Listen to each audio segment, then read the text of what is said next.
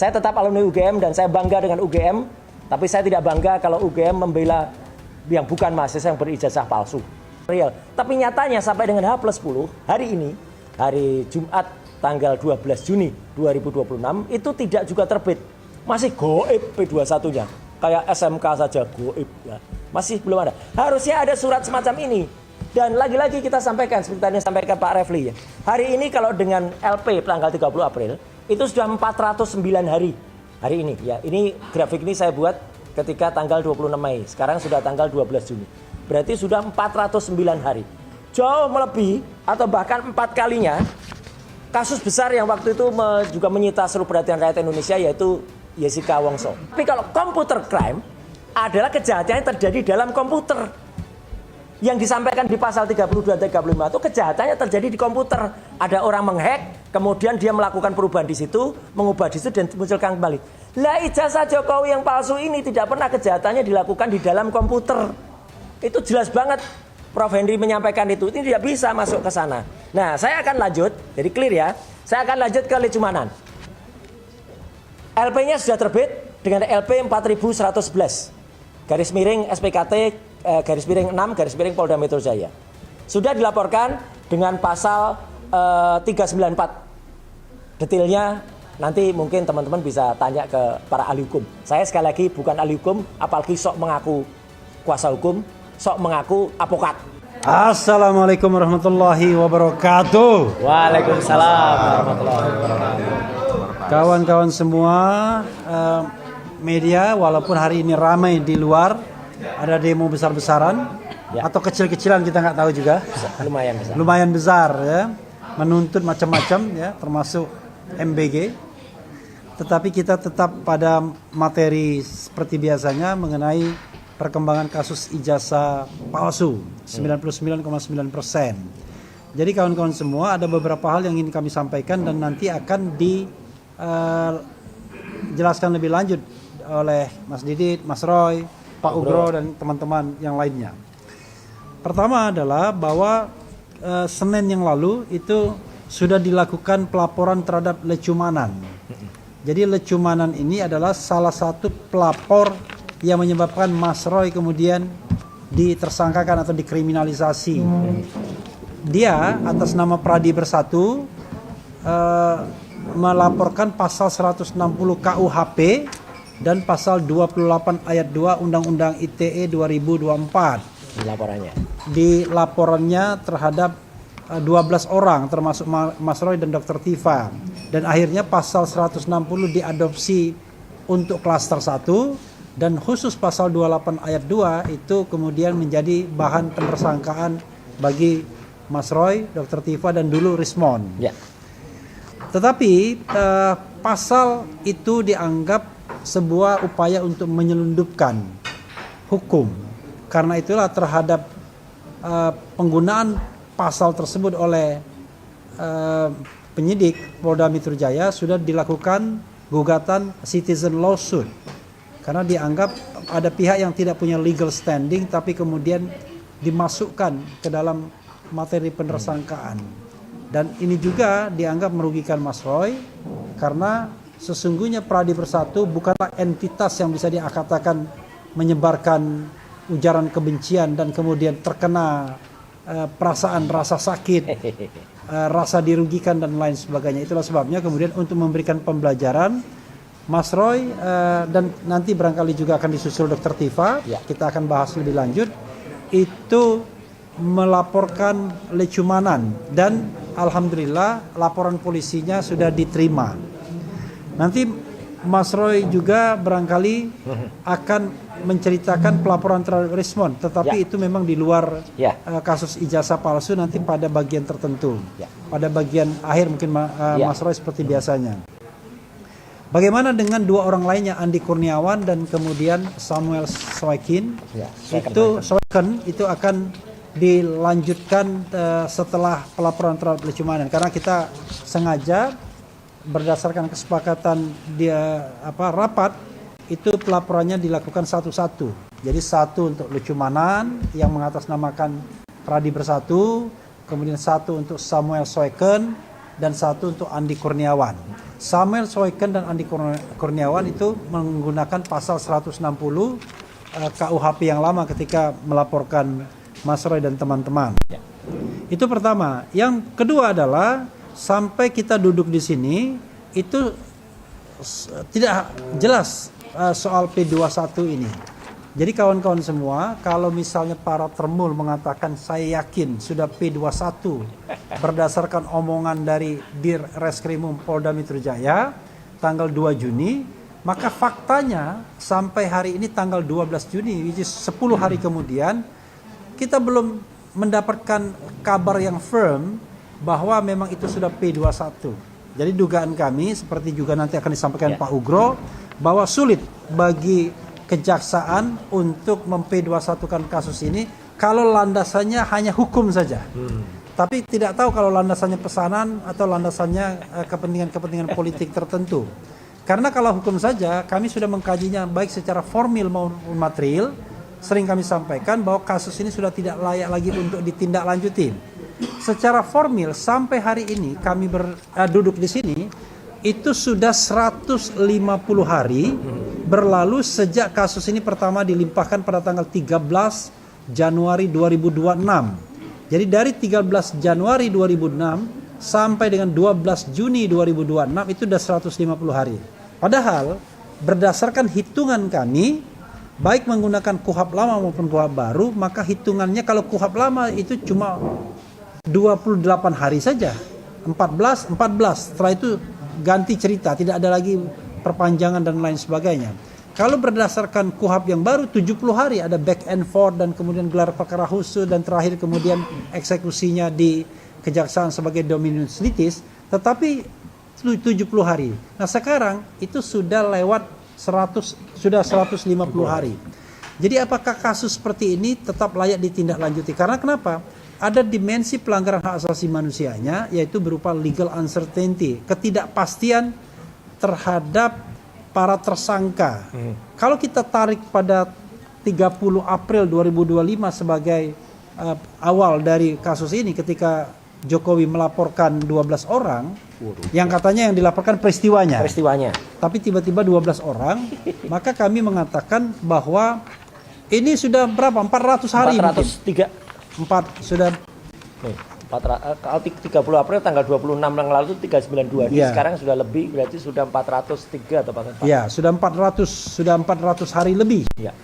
Jadi bayangkan ya, kalau kita bicara mengenai pengadilan yang yang mudah, murah dan sederhana, maka sesungguhnya ini menjadi tidak murah dan tidak sederhana jadinya. Karena kasus yang sederhana yang kata saya pernah mendengar dari Arianto Sutadi penasihat ahli Kapolri mengatakan kasus ini 2, 3, 4 bulan saja selesai kalau saya pegang. Itu kalau tidak ada intervensi politiknya atau kalau memang penyidik betul-betul bekerja demi hukum dan independen serta profesional. Tapi kalau tidak independen, maka kemudian pasti tidak profesional. Karena kalau tidak independen kan berarti tergantung bisikan kanan kirinya. Kita tidak menuduh, tetapi kita sedang defense. Kita sedang sedang membela klien kami gitu ya, baik Mas Roy Suryo maupun Dr. Tifa. Itu secara formil, secara material ya, secara formil juga sebenarnya nanti Pak Ugro akan menyampaikan lebih lanjut dengan adanya restoratif justice yang dilanjutkan dengan pencabutan laporan, dilanjutkan dengan penerbitan SP3. Maka sesungguhnya kasus ini harusnya sudah tidak valid lagi untuk ditindaklanjuti karena dasar untuk melakukan penyelidikan dan penyidikan sudah tidak ada lagi, which is laporan polisi yang dibuat oleh Jokowi pada tanggal 30 April. Ingat, laporan polisinya cuma satu dan kemudian digabungkan dengan yang lainnya tetap menjadi satu laporan. Itu yang kemudian kita katakan secara formil. Secara material nanti saya akan berbagi tugas karena banyak sekali. Pasal 32 ayat 1, pasal 35 Undang-Undang ITE 2008 yang kemudian memberikan ancaman hukuman 8 sampai 12 tahun itu sama sekali tidak relevan. Dengarkanlah apa yang disampaikan oleh salah seorang pembuat Undang-Undang ITE-nya yaitu Profesor Henry Subiakto. Henry Subiakto. Profesor Henry Subiakto yang jelas dan tegas mengatakan bahwa pasal itu buat e-commerce, buat perbankan dan lain sebagainya, di mana itu memang berusaha melindungi dokumen elektronik milik entitas tertentu. Sehingga kalau diubah-ubah, maka dia akan rusak dokumennya, kemudian mengalami kerugian, bahkan penipuan. Tetapi yang dilakukan oleh Mas Roy dan Dr. Tifa, tidak ada dokumen yang dirusak. Bahkan dokumen itu timbul dengan sendirinya pada tanggal 15 Desember 2025 di Polda Metro Jaya. Kan harusnya secara teoritis kalau menggunakan pasal 32 ayat 1, maka ijazah Jokowi itu jadi rusak. Tapi secara elektronik. Padahal ijazahnya analog. Kan yang originalnya ya analog, yang diduga yang katanya asli, so-called asli. Sementara pasal 35 sangat tidak relevan karena pasal itu justru sebaliknya, different direction, mengatakan bahwa Mas Roy mengedit dokumen agar tampak original, tampak otentik, padahal Mas Roy sudah mengatakan itu palsu. Sedikit lagi pasal 28 ayat 2 yang kemudian berubah menjadi pasal 243 ya. Undang KUHP yang baru juga tidak bisa dikenalkan karena ini problematik, tapi selain problematik bahwa ini kan terkait dengan ujaran kebencian yang berbau suku, agama, ras. Yang kita persoalkan adalah ijazah, bukan suku, bukan agama, bukan ras, bukan kemudian disabilitas fisik dan mental, bukan warna kulit dan lain sebagainya.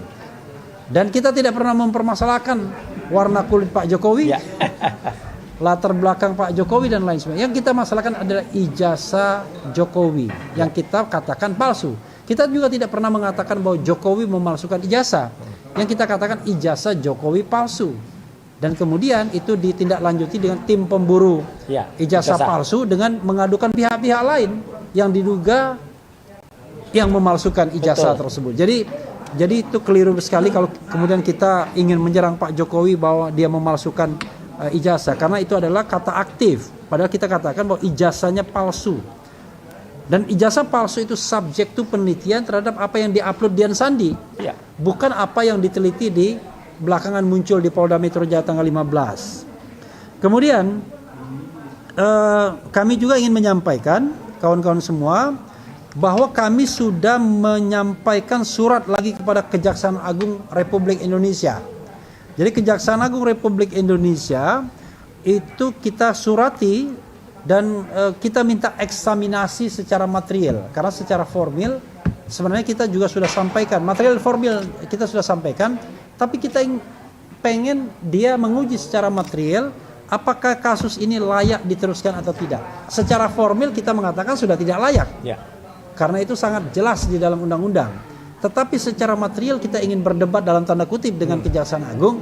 Apakah pasal 32 ayat 1 itu secara material benar penerapannya, pasal 35 benar, pasal 28 ayat 2 benar, pasal 27A benar, pasal 310 KUHP yang sekarang menjadi 433 di KUHP yang baru benar, termasuk juga pasal 311 KUHP lama yang di KUHP baru menjadi 434 juga benar.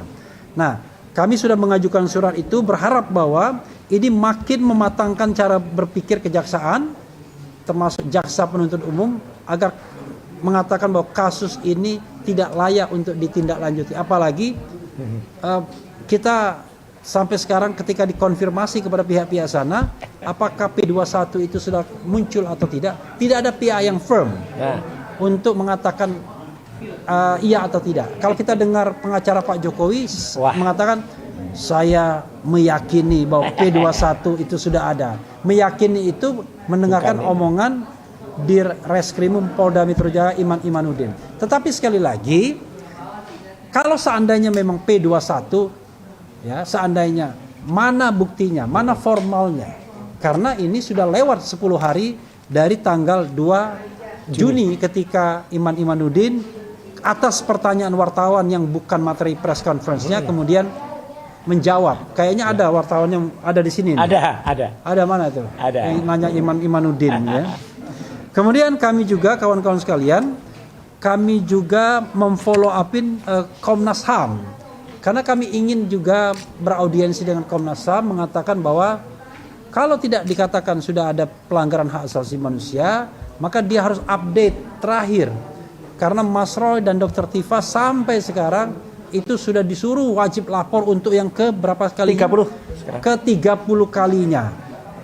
Tanpa landasan hukum yang jelas kapan akan selesainya wajib lapor tersebut. Padahal mereka berdua adalah orang-orang yang sibuk, orang-orang yang berpendidikan tinggi yang tentu jauh lebih produktif kalau seandainya kasusnya tidak berlarut dan tidak dikenakan wajib lapor setiap pekan.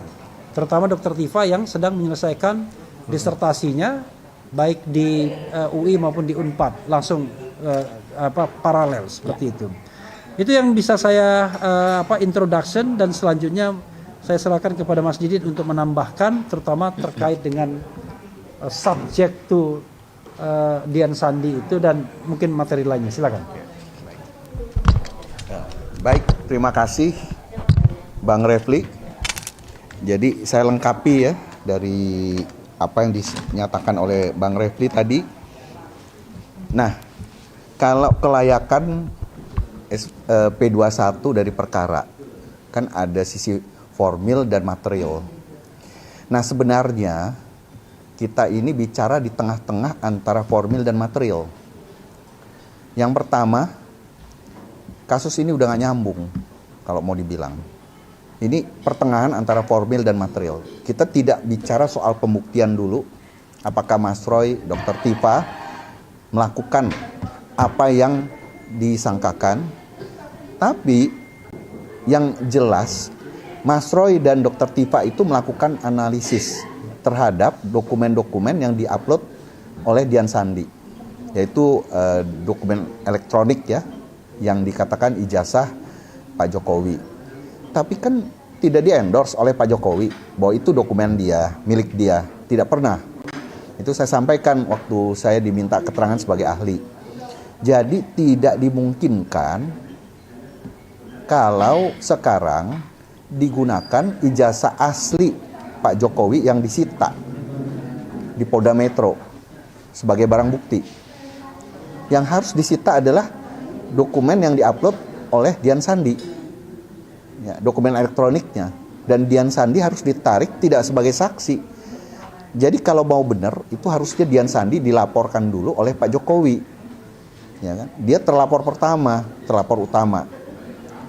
Nah, atau Dian Sandi juga turut serta menjadi tersangka. Nah, itu ya. Jadi dia adalah harus dibilang pelaku utama dulu. Nah, kalau itu asli atau palsu dokumennya, kan kita nggak tahu. Jadi yang diupload itu.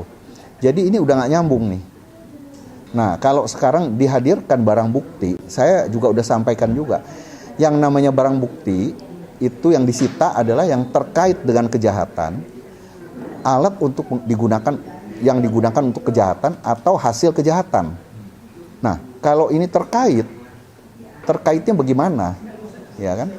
Dan kalau di lab krim, sekali lagi saya ulangi, di lab krim suatu dokumen itu untuk membuktikan bahwa dia diduga ada kepalsuan. Bukan di lab krim karena untuk menguji bahwa dokumen itu asli. Ini kebalik ini. Jadi aneh. Jadi di lab krim untuk apa? Untuk menyatakan itu asli. Tidak ada itu. Jadi tidak ada juga putusan yang akan menyatakan dokumen ini asli, tetapi akan menyatakan ini tidak palsu atau palsu. Ya? Karena ada diduga pemalsuan. Jadi kalau sekedar hanya untuk menyatakan bahwa dokumen itu asli, tidak ada. Nah, lab krim yang menyatakan itu identik atau menjadi asli akhirnya juga nggak ada. Yang ada karena diduga palsu. Tetapi dalam perkara pencemaran nama baik atau fitnah, dokumen itu menjadi harus di lab krim. Itu aneh sebenarnya. Kelihatannya kayak wajar tapi aneh, luar biasa. Itu yang pertama. Jadi harusnya tidak bisa. Ya. Yang kedua, sekarang penetapan tersangka itu harus juga diperbaiki secara formalitas. Jadi kalau sudah ada pasal-pasal yang dirubah, ya dirubah penetapan tersangkanya, diperbaiki. Dan itu harus disampaikan. Mungkin sudah diperbaiki, kalau tidak disampaikan, tidak bisa. Yang ketiga, waktu gelar perkara tanggal 15 Januari, dan saya sudah tanya, 15 Desember, saya sudah tanya juga sama Mas Roy, itu BAP sebagai tersangka sudah belum dikasih. Sampai hari ini ternyata belum, dan ternyata tim lawyer katanya sudah menyampaikan 2 kali permintaan secara tertulis. Tidak dikasih. Dan waktu diminta oleh tim lawyer waktu itu, di depan saya juga karena saya hadir, ada di reskrim umnya Kombes Iman Imanuddin mengatakan kan udah tahu, udah lihat, kan mendampingi. Bukan begitu. Yang namanya KUHP itu dari dulu mengatur itu adalah haknya si tersangka, kalau diminta harus diserahkan, ya. Nah, itu juga materi ini dapat menyebabkan penyidikan yang tidak sah, ya. Jadi intinya banyak hal lagi. Penerapan pasal Junto 55 ayat 1 ke 1 juga nggak ada, yang sekarang menjadi pasal 20 di KUHP baru. Jadi kalau dibilang sekarang ini mau di P21-kan, ya saya bilang ini banyak cacat hukum yang terjadi, ya, baik formil maupun semi material. Karena kita bicara bukan pembuktiannya, kita bicara syarat-syarat untuk menuju pemenuhan syarat material. Jadi itu semi material sebenarnya, itu udah banyak. Karena bukti permulaan itu sudah tidak cocok, terutama pasal 32 ayat 1 yang disebut tadi Bang Refli, dan pasal 35 itu udah jelas tidak tercantum narasi di dalam laporan polisi. Demikian ya, saya pikir ya, cukup. Terima kasih. Iya, kita lanjutkan dengan Pak Ugro ya. Jadi Pak Ugro ini berkali-kali yang tidak dipahami oleh para termohon adalah dia mengatakan dengan adanya RJ, ya, Restoratif Justice, maka sesungguhnya ada tindakan mencabut LP, laporan polisi. Karena laporan polisi, setelah laporan polisi dengan SP3. Tapi karena laporan polisinya itu kemudian hanya dalam satu nomor, maka yang terjadi adalah ya itu hilang semua secara administratif. Nah, itu yang kemudian tidak dipahami dan tidak ada kaitannya masalah minta RJ, tidak. Itu ada sebuah konsekuensi dari salah pengadministrasian. Harusnya kalau 12 terlapor 12 LP bukan satu-satu. Iya. Oke, silakan. Isi Pak Ugro mikrofonnya pakai ini. Oh, yang ini. Yang ini ditaruh aja. Ini namanya mikrofon ya? Iya, mikrofon Pak, bukan speaker. Kalau Omon bilangnya tuh speaker. Parah. Baik, terima kasih. Jadi makin hari makin jelas, makin hari makin dalam kita memahami perkara dugaan tindak pidana yang dilaporkan oleh Pak Jokowi, Presiden Republik Indonesia ke-7 ya? 7. Ya, 7. Dan beberapa rekan-rekan warga masyarakat yang sebetulnya tidak punya kapasitas untuk membuat laporan. Ya. Jadi pasal 160 itu kan menghasut seseorang untuk melakukan tindak pidana. Tindak pidana apa? Ya kan, nggak ada tindak pidana. Jadi kalau dilaporkan, sekarang dibuatkan laporan polisi oleh Pak Roy, itu memang tepat seperti itu. Sehingga siapa menebar laporan palsu, dia akan menuai laporan polisi itu aja. Ya. Nah, kemudian ada beberapa statement lah dari beberapa rekan saya warga masyarakat yang kalau saya menjelaskan itu, saya senang debat hukum ya. Senang debat hukum, tapi kadang-kadang yang tidak tahu ini ngajak debat kusir ya. Nah, kalau debat kusir kan harusnya di tanah kusir. Setuju. Jadi masalah kaitan dengan keadilan restoratif atau resto justice ya. Kalau kita membaca peraturan kepolisian nomor 8 tahun 2021 tentang penyidikan tindak pidana berkaitan dengan keadilan restoratif, itu sudah sangat-sangat jelas ya. Memang di situ lebih luas, tapi sudah disempurnakan oleh Undang-Undang nomor 20 tahun 2005, yaitu hukum acara pidana pasal 79 sampai 84 itu ketentuan umum tentang keadilan restoratif. Kalau yang 85 dan selanjutnya itu adalah keadilan restoratif di tingkat penuntutan, beda ya. Ya. Jadi peraturan kepolisian nomor 8 tahun 2021, nah, kalau sudah ditempuh keadilan restoratif, kemudian terbit surat penghentian surat perintah penghentian penyidikan atau SP3. Ya. Nah, SP3 ini jangan diartikan surat perintah pencabutan perorangan, jangan. Ya. Surat perintah penghentian penyidikan itu harus ditindaklanjuti lagi. Ini lebih tajam peraturan kepolisiannya, yaitu pengambilan barang bukti. Ya, jadi setelah ada SP3 yang diterbitkan kepada Pak Egy Sujana, Damai Lubis, ditambah sekarang Bung Rismon, ya. Kalau dipanggil Bang nanti kan lebih tua dari saya, nggak enak dipanggil Bung aja. Ya. Jadi Bung itu saya masih muda, Mas. Oh, iya. Kalau bahasa Jawa naik rebung gitu ya. Oh, rebung. Bayangin 709 barang bukti itu sudah harus dikembalikan kemana dari mana barang bukti disita. Ya. Itu saya mencoba mendalami membaca peraturan kepolisian nomor 8 tahun 2021 ya, pasal 15 sampai 18. 3 pasal itu dalam RJ itu seharusnya bukan hal yang mudah melakukan RJ dalam 1 hari selesai. Ya. Jadi administrasi yang perlu ditanyakan lagi adalah apakah ada surat permohonan tertulis, kalau peraturan kepolisian ini ya, yang diajukan oleh pelaku, kemudian korban, ya, kemudian keluarga pelaku atau korban juga bisa mengajukan surat, ditujukan kepada, karena di perkara di Polda, bukan ditujukan kepada Dirkrim tapi kepada Kapolda Metro Jaya. Nah, kelengkapan administrasi ini kalau tidak ditempuh, berarti RJ-nya tidak sah. Berarti kalau RJ-nya tidak sah, ketiga tersangka harus dikembalikan pada posisi semula dulu. Ya. Untuk mengembalikan tersangka pada posisi semula, berarti harus ditempuh pra-peradilan. Jadi kan tambah rumit ya. Ya. Tapi kita tidak perlu perumit. Berarti SP3 dianggap sudah sah. Nah, SP3 sudah sah, berarti perkara tidak akan bisa maju ke pengadilan. Jadi tidak ada, saya juga tidak pernah minta penghentian penyidikan. Saya juga tidak mengharapkan ada permintaan restoratif. Itu kewenangan yang ada, kewenangan yang dimiliki penyidik. Ya. Jadi bagi rekan-rekan yang mungkin ingin mendapat penjelasan atau kuliah dari saya, ya, yang jelas, mari kita baca pelan-pelan undang-undang tentang hukum acara pidana yang lama, yaitu Undang-Undang 881, hukum acara pidana, undang-undang yang baru, Undang-Undang 20 tahun 2025, KUHP yang lama, sama, Undang-Undang 1 tahun 1946, dan KUHP baru, Undang-Undang 1 nomor 2023.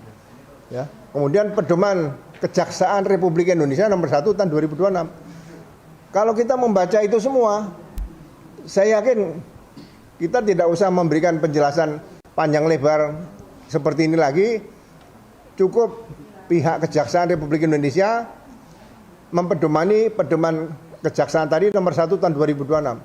Ya. Jadi saya tidak bicara Pak Jaksa hentikan, nggak usah. Itu di situ sudah sangat jelas. Ya. Ada masalah waktu harinya 14 dan 7 hari. Ya. Ada waktu bagaimana kalau berkas perkara tidak dikembalikan setelah diteliti oleh jaksa, diserahkan kepada penyidik, tidak dikembalikan dalam tempo 14 hari. Ya. Ada pedoman di situ yang mengatur bagaimana kalau SPDP, surat pemberitahuan dimulai penyidikan, dikembalikan oleh jaksa kepada penyidik beserta berkas perkaranya. Nah, di situ jelaskan lagi, harus dibuatkan SPDP baru dan surat perintah penyidikan baru.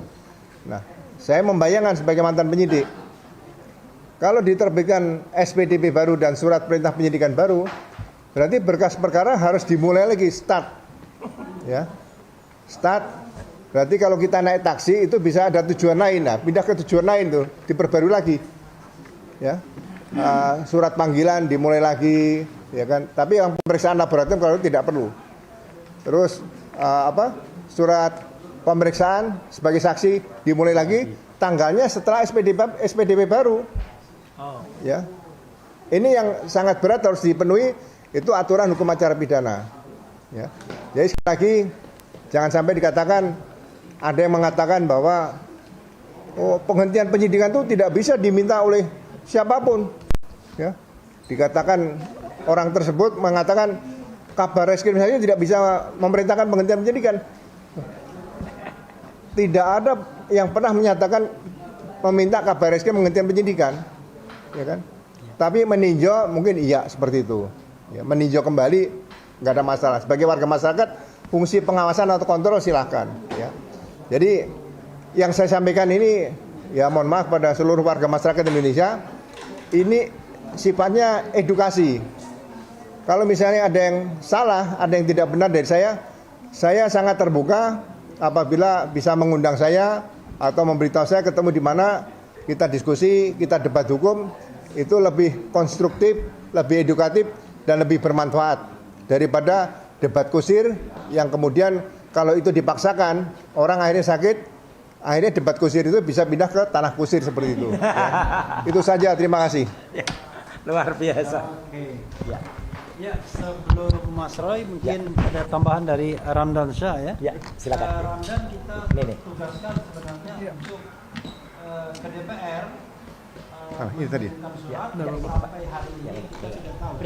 Itu di sini aja. Sudah ditanggapi DPR. Ya. Silakan Mas. Terima kasih rekan Repli, kawan-kawan semua. Pada prinsipnya setiap pekan kami selalu mengupdate dan menelpon ke Komisi 3 terkait RDPU yang kami sampaikan. Tentu saja sebagai wakil rakyat, wakil kami, representasi dari termasuk kita semua berharap ini dijawab. Tetapi kita juga melihat bahwa apakah perlu misalnya pendekatan yang formal tadi menjadi informal seperti yang dilakukan oleh teman-teman mahasiswa sekarang ya, Mas Roy ya. Tapi tentu saja kita tetap menunggu. Itu yang pertama, sama halnya dengan surat-surat yang kami sampaikan misalnya tadi rekan Repli untuk Komnas HAM. Tapi ada satu hal yang ingin saya sampaikan rekan Repli dan kawan-kawan semua terkait dengan laporan LP kita ke pihak kepolisian yang akan dilakukan oleh Dr. Tifa. Tentu saja kemarin Pak Al-Katiri yang biasa akan melaporkan ini dan kemudian akan mendampingi Dr. Tifa hari ini lagi ke Cina. Mungkin sebalik dia dari luar negeri, dia akan kemudian bersama prinsipal kami untuk kemudian membuat laporan yang sama kepada Lesumanan dan 2 yang lainnya. Ya. Gitu rekan Repli, tentu saja ini akan kita tunggu karena Pak Al-Katiri yang biasa di pojok sana dan sangat sangat menarik untuk menyampaikan pesan. Sekali lagi minta maaf tidak bisa hadir rekan Repli. Mungkin itu saja. Ya. Oke, silakan. Iya, teman-teman di belakang ada yang ingin disampaikan? Ada yang mau menyampaikan sesuatu? Enggak ya? Tibalah saatnya kita pada saat yang berbahagia. Dengan selamat sentosa. Dengan selamat sentosa mengantarkan Mas Roy Suryo untuk menyampaikan gambar kaosnya. Silakan Mas Roy. Ya. Baik. Assalamualaikum warahmatullahi wabarakatuh. Ya, pertama-tama sebelum sampai ke materi, izinkanlah saya di kesempatan ini ya mengaturkan apresiasi dan selamat berjuang untuk adik-adikku yang sekarang sedang ada di lapangan. Ya, saya tadi juga sempat membersamai sebentar dan kemudian menyampaikan semangatnya, apresiasi kepada mereka, dan saya hanya titip pesan, ya benar kata Kombes Budi ya dari Polda Metro, jangan ada yang menyusupi. Jadi kalian jangan disusupi, tapi juga mohon aparat juga humanis ya, tidak kemudian menganggap bahwa ini adalah musuh, sama sekali tidak. Ini adalah sesama warga bangsa, sesama rakyat Indonesia.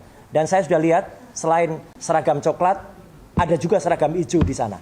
Mohon hati-hati ya, karena ini sebenarnya adalah masalah internal ya dalam negeri, bukan dengan luar. Jadi saya yang pernah bertugas di Komisi 1 ya, tupoksi dari baju hijau sebenarnya bukan untuk itu. Tapi ya saya moga-moga mereka hanya di BKO-kan saja dan hanya menjaga. Kita semuanya sama. Nah, termasuk jangan disusup itu artinya apa? Ya, jangan sampai mereka disusupi oleh hal-hal yang membuat kondisi yang seperti mereka yang teriakkan, yaitu Indonesia bangkrut, ya gitu. Karena apa? Ada 5 tuntutan 5 tuntutannya yang pertama adalah stop pemborosan APBN, oke. Turunkan harga kebutuhan pokok dan BPOM, oke. Tapi kemudian ada hal yang lain. Nah, saya justru menyisipkan tadi, ya. Jangan lupa, kita juga pernah punya tuntutan yang lain, yaitu adili Jokowi dan turunkan FUFAFA atau makzulkan FUFAFA. Itu jangan lupa, ya. Itu justru yang krusial. Ya, jadi jangan kemudian malah berbelok kemana-mana. Sekali lagi selamat berjuang. Saya tadi juga menggunakan kostum kuning, ya, bukan berarti saya anggota atau alumni UI, bukan. Saya nggak pernah ngaku-ngaku, apalagi ngaku punya ijazah padahal palsu, nggak. Saya adalah anggota dari UI Watch Plus Plus. Jadi kumpulan teman-teman ada Pak TB, Taufik Baudin di sana, ada kemudian Pak Heru, dan juga kita saling membersamai adik-adik kita untuk berjuang. Saya tetap alumni UGM dan saya bangga dengan UGM, tapi saya tidak bangga kalau UGM membela yang bukan mahasiswa yang berijazah palsu. Ya, itu clear. Itu yang pertama. Yang kedua, alhamdulillah Mas Refli dan juga Bapak Ibu yang lain, ya. Hari ini kita sudah sampai Jumat Berkah. Nah, Jumat Berkah H+10. H+10 dari ketika ada press conference yang disela dengan pengumuman dadakan soal P21 di Polda Metro Jaya waktu itu. Ya, sekali lagi kita juga sampaikan bahwa itu bukan press conference untuk P21 sebenarnya, tapi ada keterpaksaan ketika Kombes Imanuddin harus mengumumkan itu atas pertanyaan. Ya, jadi kita tunggu sebenarnya kalau memang itu benar real. Tapi nyatanya sampai dengan H+10 hari ini, hari Jumat tanggal 12 Juni 2026 itu tidak juga terbit. Masih goib P21-nya. Kayak SMK saja goib, ya. Masih belum ada. Harusnya ada surat semacam ini. Dan lagi-lagi kita sampaikan seperti tadi sampaikan Pak Refli, ya. Hari ini kalau dengan LP tanggal 30 April itu sudah 409 hari. Hari ini, ya. Ini grafik ini saya buat ketika tanggal 26 Mei, sekarang sudah tanggal 12 Juni. Berarti sudah 409 hari. Jauh melebihi atau bahkan 4 kalinya kasus besar yang waktu itu juga menyita seluruh perhatian rakyat Indonesia, yaitu Jessica Wongso. Bahkan lebih dari 6 kali kasus yang waktu itu juga sangat besar, yaitu tentang Verdi Sambo. Ya, jadi jelas, ya, clear banget bahwa apa yang dikatakan sudah P21 sampai saat ini, sampai kita press conference ini belum ada. Padahal itu harus hitam di atas putih, harus tertulis, dan tidak boleh hanya omon-omon, tidak boleh hanya goib. Dan di lembar P21 ini jelas betul tahapannya, tahapan keduanya tanggal berapa. Dan itu ada deadline-nya. Saya sebagai orang awam hukum saja tahu itu ada deadline-nya. Jadi kalau tanggal 2 Juni sudah diumumkan, maka para termul harus tahu bahwa mereka juga nggak bisa yang namanya mendesak-desak. Saya dengar mereka kemarin mendatangi Polda Metro, katanya menghadap Pak Dir. Padahal beberapa penyidik yang lain mengatakan mereka sebenarnya sedang dimarahi. Karena buat apa desak-desak? Ya, nggak usah didesak. Polda Metro itu punya otoritas untuk melakukan pengumuman. Tapi otoritas Polda Metro pun tergantung kejaksaan. Dominus litis dari P21 itu adalah pihak kejaksaan. Dan kalau kami kemarin atau tanggal 21 April yang lalu ke kejaksaan, itu kita bersurat secara resmi.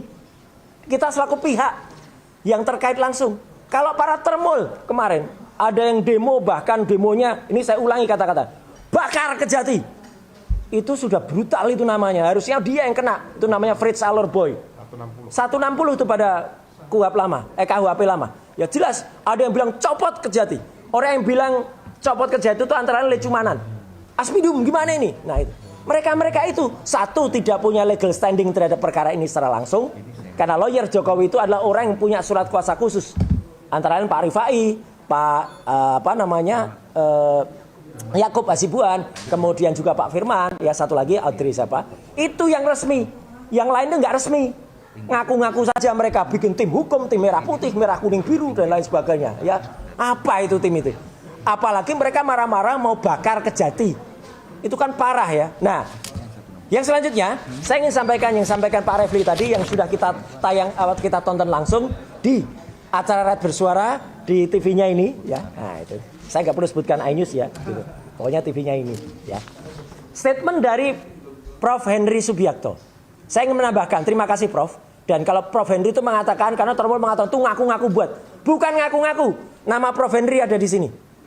Beliau tepat betul 23 tahun yang lalu, ya, ada pada surat keputusan tim TKTI, tim Koordinasi Telematika Indonesia. Beliau selaku staf ahli dari Menteri Komunikasi dan Informasi waktu itu, belum informatika. Ada di sini. Lucunya, Bukan lucu mana ini ya, tapi lucunya ya. Nomor 9 itu nama saya. Saya juga ada di situ. Saya adalah tim perumus dari Undang-Undang ITE juga. Dan saya itu disebut nama. Bukan lagi jabatan. Saya resmi itu Roy Suryo dalam kurung Universitas Gadjah Mada. Saya wakil resmi dari UGM waktu itu. Ya, dalam itu. UGM masih ya sehat dan waras waktu itu ya. Gitu. Jadi mengirim saya untuk menjadi wakilnya. Jadi kami itulah yang membuat Undang-Undang ITE sebagai undang-undang jawaban Indonesia atas perdagangan internasional e-commerce luar negeri. Kalau kita tidak punya undang-undang ITE, maka kita akan di-ban dalam dunia internasional. Maka pasal 32 dan 35 yang kemarin disampaikan Prof. Henry itu jelas banget. Itu adalah untuk yang terjadi di computer crime. It's not a computer related crime. Computer related crime adalah komputer yang digunakan untuk tindak kejahatan. Itu ranahnya adalah nyata. Tapi kalau computer crime adalah kejahatan yang terjadi dalam komputer. Yang disampaikan di pasal 32 dan 35 itu kejahatannya terjadi di komputer. Ada orang menghack, kemudian dia melakukan perubahan di situ, mengubah di situ dan munculkan kembali. Lah ijazah Jokowi yang palsu ini tidak pernah kejahatannya dilakukan di dalam komputer. Itu jelas banget. Prof. Henry menyampaikan itu. Ini tidak bisa masuk ke sana. Nah, saya akan lanjut. Jadi clear ya. Saya akan lanjut ke Lecumanan. LP-nya sudah terbit dengan LP 4111. Garis miring SPKT garis miring 6 garis miring Polda Metro Jaya. Sudah dilaporkan dengan pasal 394. Detailnya nanti mungkin teman-teman bisa tanya ke para ahli hukum. Saya sekali lagi bukan ahli hukum, apalagi sok mengaku kuasa hukum, sok mengaku apokat ya. Saya bukan apokat busuk ya gitu. Saya melaporkan. Dan disinilah kenapa Lecumanan ini dilaporkan dan kami tetap tadi berapat. Kenapa yang 2 Maret Samuel Sweken dan juga Andi Kurniawan itu belum dilaporkan? Saya mengatakan belum dilaporkan Dr. Tifa. Karena mereka berdua itu yang dilaporkan oleh Maret dan Andi itu hanya pasal 160. Sedangkan Lecumanan ini melaporkan pasal 28 ayat 2 Undang-Undang ITE. Di mana pasal 28 ayat 2 itulah yang kena ke saya dan kena Dr. Tifa. Kalau 160 itu kena sahabat-sahabat pejuang yang ada di klaster 1. Jadi harusnya yang melaporkan teman-teman yang di klaster 1. Tapi nggak apa-apa, itu nanti tetap kita hormati. Andai kata Dr. Tifa juga akan melaporkan hal yang sama. Kalau nanti sepulang dari Pak Al-Katiri. Dan saat itu saya juga melaporkan, izin Mas Refli, ini tadi karena sudah diberi izin, ya. Saya melaporkan juga orang namanya Dr. Eng, respon hasil-hasilnya pada M. Ya, si zombie itu, ya, gitu. Dan di sini jangan marah kalau respon nggak saya tulis dokternya karena dokternya palsu, ya. Dengan pelaporan nomor 4115 garis miring 6 garis miring SPKT Polda Metro Jaya. Karena apa? Karena dia sangat bebal membuka kembali berita-berita lama yang sudah out of date, yang sudah inkrah. Ini sudah jelas, pemberitaannya sudah jelas. Kasus itu sudah selesai. Kemenpora menyatakan salah dan mencabut laporannya. Karena waktu itu ada pencatatan yang salah. Harusnya masuk pada kolom kementerian, dimasukkan pada kolom menteri. Sehingga saya ditagih. Ini sudah selesai. Menpora cabut gugatan Imam Nahrawi dicabut dan inkrah perkaranya. Clear banget ini. Bahkan kalau teman-teman masih penasaran, ini loh putusan pengadilannya. Sudah jelas banget putusan pengadilan negeri Jakarta Selatan nomor 411 tahun 2019. Di dalam putusan ini ada Imam Nahrawi selaku penggugat, saya selaku tergugat. Dan penggugat sudah mencabut gugatannya dan membayar biaya perkara. Selesai. Lucunya lagi, si dokter palsu ini malah kemudian kemarin membuka kasus lama banget tahun 2006, menarik-narik Habib Rizik. Itu kan konyol banget. Coba, Omon, kamu berani nggak sekarang datang ke Habib Rizik? Ya, kalau sekarang mau tanyakan soal itu. Itu persoalan juga sudah selesai. Saya selaku profesional waktu itu. Jadi intinya apa teman-teman semua? Saya melaporkan Lecumanan dan juga melaporkan respon. Itu jelas betul pasal-pasalnya. Dan kami semua tetap menunggu yang namanya P21 itu. Kalau memang ada, katakan ada. Kalau tidak, katakan dengan terus terang bahwa itu tidak ada. Ya, jangan sampai kemudian mereka membuat sesuatu yang sifatnya goib, tapi seolah-olah nyata. Nah, saya ingin juga senyum sekarang, ya, Mas Refli sebagai penutup kepada para termul. Yang termul itu yang bikin hoax, ya, hoax, tapi hilang S-nya, wak. Mereka teriak-teriak, mana P21, mana bakar-bakar Kejati, copot Aspidum. Mereka lama-lama boncos. Ya. Kalau udah boncos, minumlah obat boncos. Nah, ini obat boncos. Ya, saya sarankan saja, silahkan minum obat. Ya, para termul silahkan minum obat. Karena kalau nggak minum obat, nanti boncos, Pak. Gitu. Sekian, terima kasih. Ada pertanyaan satu, Mas. Pertanyaan satu, silakan Bapak. Iya. Boncos ya. Ini mohon maaf Mas Refli. Jadi ini kan untuk edukasi nih. Iya. Ya kan? Tadi kan yang silakan Prof Henry Ya. dan Mas Roy kan masuk tim perumus Undang-undang ITE. Undang-Undang ITE ini. Iya, ini. Nah, mungkin nanti saya minta penjelasan. Seumpamanya ini ada nih, seandainya ini Siap. ada pencurian komputer di gudang komputer, Nah, ya kan? Kemudian yang dicuri itu semua komputer di situ. Ya. Apakah kena Undang-Undang ITE atau kena KUHP? jelas tidak, Pak. Itu pasalnya kena pasal pencurian dalam KUHP biasa. Nah, supaya diberikan penjelasan. Iya, nanti nggak intinya itu dalam pelapor. KUHP. Iya. Jadi artinya apa yang terjadi itu dilarang nyata. Undang-undang ITE itu yang terjadi computer crime di dalam ranah komputer. Kenapa ini ada? Itu untuk menggantikan Undang-Undang ITE itu untuk menggantikan Undang-Undang Telekomunikasi nomor 36 tahun 99. Kalau teman-teman ingat, pada pemilu 2004, waktu itu ada hacking di situs KPU.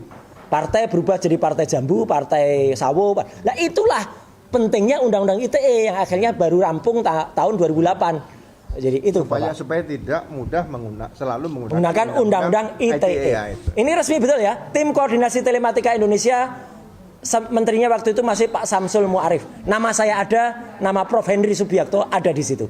Terima kasih. Wassalamualaikum warahmatullahi wabarakatuh. Waalaikumsalam warahmatullahi wabarakatuh. Ada pertanyaan ya? Boncos pertanyaan. Ada pertanyaan? Kalau tidak ada pertanyaan, kita stop sampai di sini ya. Mudah-mudahan apa yang kami jelaskan ini makin memperjelas. Tapi satu hal yang kami garis bawahi ya, kalau kasus ini memang on the right track, tracknya benar, maka 3-4 bulan harusnya sudah selesai. Kasus seperti ini yang sederhana, hanya bercerita mengenai apakah sebuah dokumen ijazah itu asli atau palsu, sampai membutuhkan waktu 400 hari lebih. Dan sampai hari ini tidak jelas. Pertanyaannya ada apa? Maka yang paling gampang adalah bahwa kasus ini dipaksakan untuk terus diproses. Kenapa dipaksakan? Ya karena ada kekuatan-kekuatan politik yang masih kuat dan berkuasa hari ini bisa kemudian mengendalikan penegakan hukum yang ada. Nah ini menyedihkan. Sebagai warga negara tentu kita ingin bahwa penegakan hukum itu pada jalur yang benar dan sesungguhnya. Jadi sekali lagi kami mengimbau baik kepolisian atau penyidik maupun kejaksaan ya itu harus bertindak profesional, independen dan memperlihatkan integritas dalam menangani kasus apapun termasuk kasus ijazah palsu ini. Terima kasih. Assalamualaikum warahmatullahi wabarakatuh. Waalaikumsalam. Ya, oke. Enggak. Kalau ada yang bertanya boleh silakan. Yang pengen lihat waktu menyemangati adik-adik silahkan masuk Roy Suryo Official. Titip. Enggak saya katakan tadi loh ya, baru sekarang. Pesan promosinya sekarang. Terima kasih kawan-kawan atas waktunya. Ya, siap. Oke. Makasih. Oke, yep. Oh ini. Ya. Jadi bayangkan ya kalau kita bicara mengenai pengadilan yang yang mudah, murah